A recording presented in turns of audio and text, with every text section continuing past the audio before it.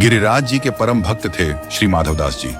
एक बार एक काशी के विद्वान गोवर्धन धाम आए, जो सबको शास्त्रार्थ में हराते रहते थे और लिखवाते थे। मुझसे हार गए हो, आज के बाद तुम कभी भी मुझे देखोगे दंडवत प्रणाम करोगे, और हस्ताक्षर करवा लेते थे। गोवर्धन में आकर उन्होंने पूछा, यहाँ कोई विद्वान है क्या? तो किसी ने माधवदास जी का नाम बता दिया। माधवदास जी तो अनन्य भक्त थे ठाकुर जी के। वो माधवदास जी की कुटिया में पहुंचे और जाकर बोले, अये माधवदास, मैं काशी से आया हूं, तुमसे शास्त्रार्थ करना चाहता हूं। माधवदास जी बोले, शास्त्रार्थ प्रारंभ होने से पहले ही मैं अपनी हार स्वीकार करता हूं। वैष्णव का स्वभाव नहीं होता विवाद में पड़ना।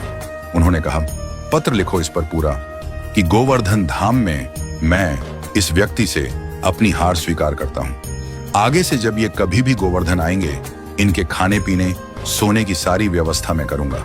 और नीचे हस्ताक्षर करवा लिया। काशी विद्वत परिषद के लोगों को जाकर उन्होंने कहा, मैंने गोवर्धन धाम के बहुत बड़े विद्वान माधवदास को हरा दिया। बोले, पत्र दिखाओ। तो वो पढ़ने लगे, गोवर्धन धाम में श्री गिरिराज जी की सन्निधि में काशी से आए विद्वान को माधवदास जी ने बुरी तरह हरा दिया। बोले, तुम तो कह रहे थे तुम इन्हें हरा कर आए हो, इसमें तो उल्टा लिखा है। वो दोबारा गोवर्धन पहुंचे और माधवदास जी से बोले, ये सब क्या लिखा? माधवदास जी ने पढ़ा। बोले, भैया, मैंने ये नहीं लिखा था, मैंने तो अपनी पराजय ही लिखी थी। ये बदल कैसे गया मुझे नहीं पता। बोले, अब ये काम नहीं होगा, अब दूसरा काम होगा। बोले, अब क्या करना है बताओ, वो भी तैयार हूं करने को। बोले, अब हम दोनों में शास्त्रार्थ होगा, और जो हारेगा उसे चप्पलों की माला पहनाकर, मुख पर काजल, पूरा कालिख पोत कर उसे गधे की सवारी करवाई जाएगी पुरी में। माधवदास जी बोले, मुझे स्वीकार है, मैं शास्त्रार्थ नहीं करना चाहता, मैं हार गया। आप गधा बुला लो, माला बना लो चप्पलों की, जो कालिख पोतनी है कर दो, मुझे बैठा के सब घुमा लाओ।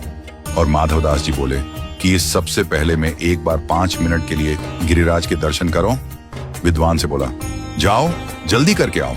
जैसे ही माधवदास जी गिरिराज जी के दर्शन के लिए गए, गिरिराज जी माधवदास जी का रूप बनाकर बाहर आ गए और उस ब्राह्मण से बोले, हाँ भाई, करो अब शास्त्रार्थ। और गिरिराज जी ने शास्त्रार्थ में उस विद्वान को बुरी तरह हराया, माला पहना दी चप्पलों की, मुख पे कालिख पोत दी और गधे पर बैठाकर उसकी सवारी निकाली।